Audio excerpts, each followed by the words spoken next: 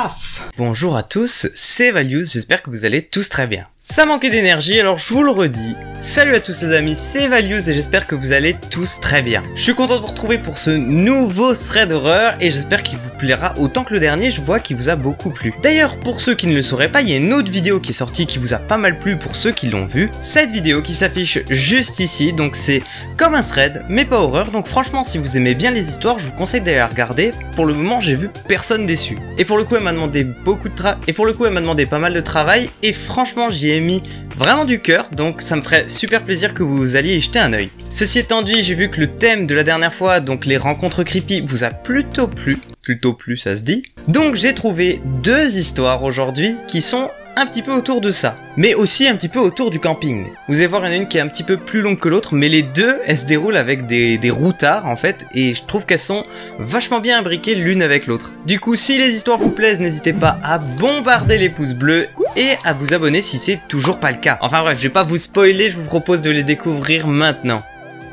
Il y a quelques années, June et son amie Thèse, on va pas s'arrêter sur le prénom, sont partis faire un grand road trip américain. Elles partaient de New York et devaient rejoindre Los Angeles en faisant des zigzags un peu partout. Et cet enchaînement de zigzags devait durer à peu près 6 semaines. Elles avaient toutes les deux aux alentours de la vingtaine et étaient assez fauchées. Pour économiser pas mal d'argent, elles ont décidé qu'elles dormiraient à l'arrière de leur voiture. Mais elles aiment bien quand c'est un petit peu cosy, donc elles ont fait des petits achats. Elles ont acheté des couvertures bien épaisses pour s'enrouler dedans et des draps qu'elles ont découpés pour en faire des rideaux. À la fin de leur première semaine, qui était un petit peu celle de rodage, elles ont dit qu'elles arrivaient à installer leur camping intérieur en à peu près 10 minutes. Ce qui est honorable. Elles avaient pour habitude de dormir sur des parkings, des campings gratuits ou encore des aires de repos. À peu près partout où elles disaient que c'était semi-légal. Et pour finir dans les explications, elles disent que sur la totalité du séjour, il n'y a aucune nuit où elles ont eu peur, à part celle-là. En général, elles n'avaient pas d'horaire fixe et roulaient rarement plus de 4 heures par jour car elles voulaient quand même profiter du voyage pour visiter. À part quelques sites incontournables, en général, elles se laissaient guider par les gens qu'elles croisaient, soit dans les airs, soit en se promenant. Il faut dire qu'elles s'étaient fait pas mal de relations amicales,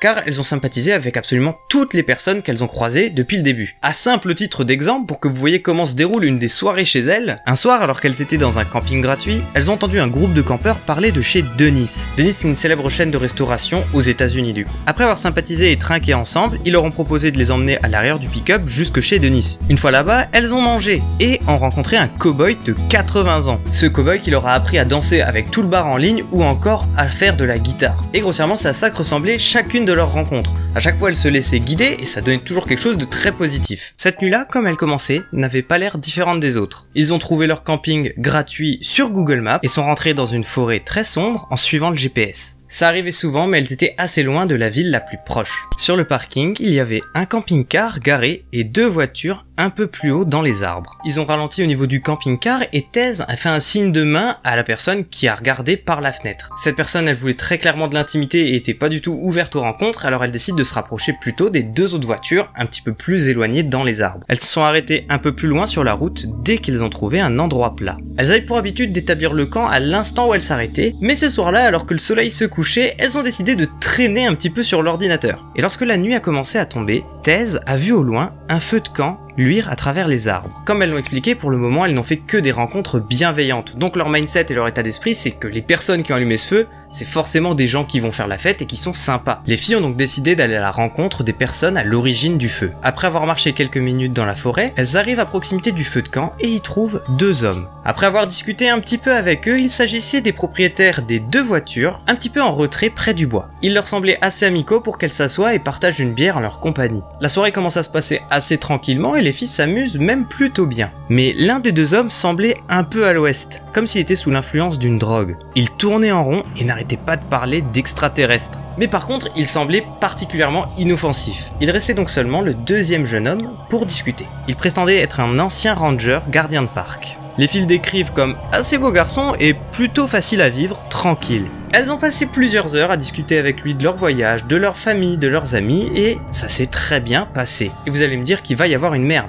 Eh bien oui, d'un coup il a commencé à parler d'un ours. Comme quoi il aurait vu un ours dans la forêt. Et Thèse ne l'a pas cru immédiatement. Donc l'homme a sorti son appareil photo pour lui prouver des photos de l'ours. Et effectivement, ça semblait très proche du camping où elles s'étaient installées. Et elles étaient un petit peu paniquées car ce n'était pas rare que l'une des deux se lève pendant la nuit pour aller au petit coin. Le ranger s'est contenté de rire, mais d'un coup, son expression a totalement changé. Son visage s'est figé et sa voix semblait un peu plus froide. Il a regardé les filles dans les yeux et leur a dit « Si vous sortez de votre voiture en pleine nuit, ce n'est pas de l'ours dont vous devriez vous méfier. » Et là, les filles, elles attendent le rire qui vient à la fin de la phrase normalement quand c'est une blague. Et ce rire n'est jamais venu. Les filles ont donc ri un petit peu de manière gênée à sa blague, et il a enchaîné sur une blague avec les tueurs en série. Je ne sais pas comment on peut faire une blague sur les tueurs en série. Thèse a alors rigolé et a rebalancé sur le cinéma pour changer de sujet. Mais au bout de 5 minutes, et après différentes techniques pour essayer de changer de sujet, l'homme n'en démordait pas, il ne faisait que de parler de tueurs en série et de meurtres. Puis le garde forestier s'est levé et leur a dit « Attention, car je crois que quelque chose va essayer de vous attraper pendant la nuit. » Et il s'est rapproché de la glacière qui était en dehors de la lumière qui était émise par le feu. À ce niveau, il faisait totalement noir et elles n'avaient plus aucun visuel sur les deux garçons. Alors qu'elles regardaient dans la direction où il était parti, elles aperçoivent un sorte de petit point rouge au milieu des ténèbres. Puis leur vision s'est habituée et elles aperçoivent le ranger tenir un appareil photo dans leur direction. Il avait pris une photo des filles et c'est pour ça que le petit point rouge était allumé, c'est lorsqu'on appuie sur la détente de l'appareil. Et elles disent que c'était pas étrange que des personnes qu'elles rencontraient jusqu'à maintenant veuillent prendre des photos avec elles pour avoir des souvenirs. Elles l'ont regardé un petit peu bizarrement, et au lieu de ranger son appareil photo et de s'excuser, il a repris une photo avec le flash. Puis il revient vers le feu, s'assied et ne dit pas un mot sur le fait qu'il a pris cette photo. C'est à ce moment-là qu'il fallait se barrer les filles. Mais elles sont comme tétanisées, mutuellement paniquées. Elles se regardent et arrivent à trouver une excuse qui sonnait un peu fausse, mais qu'elles devaient aller installer leur campement et que c'était vraiment le bordel, donc elles devaient partir tout de suite. Elles se lèvent et commencent à marcher, et c'est alors que le mec bizarre avec les ovnis, avec un sourire vraiment à glacer le sang, leur dit « Je vous souhaite de passer une bonne nuit tranquille. » Et le ranger a enchaîné. « Faites attention là-bas, il y a plus que des ours dans les buissons. » Les filles ont ressenti un profond malaise et se sont éloignées aussi vite qu'elles le pouvaient, mais sans que ça semble suspect. Une fois éloignées, elles courent en direction de leur voiture, elles rentrent dedans et sautent sur le siège avant. Et les filles se sont alors demandé pourquoi est-ce que l'homme aurait bien pu les prendre en photo. Et c'est alors que Thèse a fait une hypothèse. Elle avait lu que des tueurs en série prenaient parfois leurs victimes en photo pour en garder un souvenir. À ce moment-là, prise de panique, elle verrouille les portes et allume les phares et se rend compte que c'est une énorme erreur. Car maintenant, les deux hommes savaient exactement où trouver la voiture des filles. Elles n'ont donc pas hésité une seule seconde et ont profité de l'occasion pour partir le plus vite possible jusqu'au prochain camping qu'elles trouvent sur internet. Et c'est alors qu'elle s'éloignait en repassant devant les deux voitures qu'elle tombe nez à nez avec le ranger qui se dirigeait vers leur voiture avec une expression froide et quelque chose à la main. Mais elles ne sauront jamais ce que c'est car elles se sont barrées tout simplement. Et je pense qu'elles ont été très courageuses de pouvoir continuer leur périple comme ça, moi je serais rentré directement chez moi. En tout cas les amis, je ne sais pas ce que vous en pensez, mais on peut pas vraiment savoir quel était le but des deux personnes. Est-ce qu'ils étaient tout simplement défoncés, alcoolisés et leur but c'était tout simplement de leur faire peur? Ou est-ce qu'ils projetaient vraiment de faire plus, peut-être les tuer? Comme d'habitude, j'attends vos retours dans les commentaires. Si l'histoire vous a plu, vous pouvez me le faire savoir en likant la vidéo et en vous abonnant. Je vous laisse rédiger votre petit commentaire. Pendant ce temps, on passe à la deuxième histoire. Elle s'est produite il y a quelques années alors que Tom faisait de la randonnée en Australie. Je vous ai dit qu'elle se ressemblait un petit peu. Il voyageait au volant d'un van comme le font de nombreux routards. Et comme les filles de l'histoire précédente, il dit que c'est parce que ça permet d'économiser pas mal d'argent. On connaît la technique maintenant. Il dormait généralement dans des aires de repos ou des stations-service, en fait à peu près n'importe où il pouvait se garer. Cette nuit-là, alors que Tom était sur la route, il avait conduit pendant plusieurs heures et commençait vraiment à avoir sommeil. Il a alors pris la décision de s'arrêter sur la prochaine station qu'il croiserait, même si elle était au milieu de nulle part. Il explique qu'en général, se garer dans ce genre d'endroit en pleine journée, c'est une idée assez normale, mais qu'en pleine nuit, ça ressemble vraiment à un lieu de film d'horreur. En général, il essaye toujours de trouver une aire où il y a plusieurs autres voitures au cas où il y aurait un souci, mais ce soir-là, il était vraiment somnolent, il allait vraiment s'endormir au volant. Il croise alors un panneau d'une aire de repos et prend la sortie de route. Il n'y avait aucune voiture garée là-bas, et aucune lumière. Lorsqu'il a coupé le moteur, il était plongé dans la nuit noire. Il n'a pas franchement voulu faire le tour du proprio, alors il a fermé les rideaux et s'est mis au lit. Il n'a pas eu de mal à s'endormir, mais pendant qu'il dormait, il a entendu un gros coup contre la camionnette. Ouvrez, c'est la police! Son cœur était totalement emballé par ce réveil vachement énervé. Puis Puis les coups ont continué à se répéter,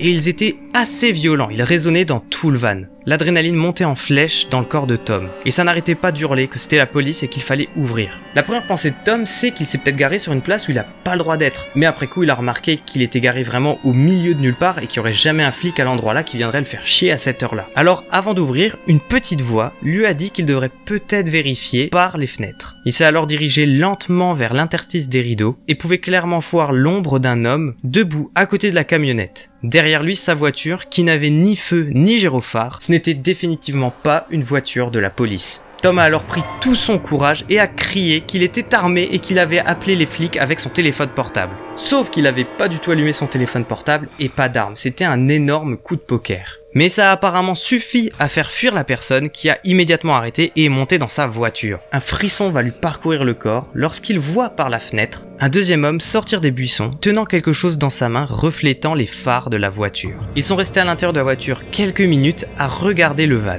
Puis ils sont partis dans une direction. Et dès qu'ils sont sortis de son champ de vision, Tom a fait la même chose de la direction opposée. Il explique que lors de toutes les autres nuits qu'il a passées pendant son séjour, il ne s'est jamais endormi ou arrêté à une station où il n'y avait pas au moins 2 autres voitures.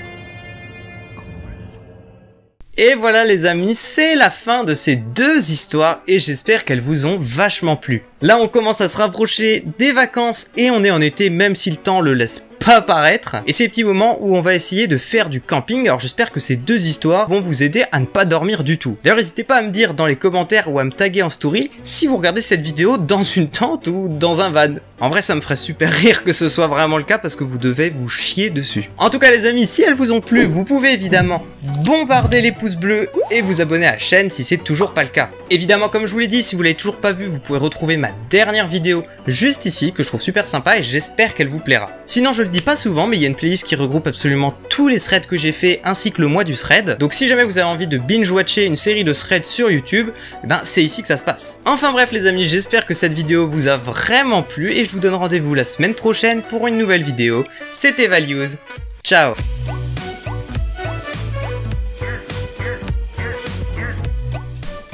Tu viens dire bonjour à la caméra?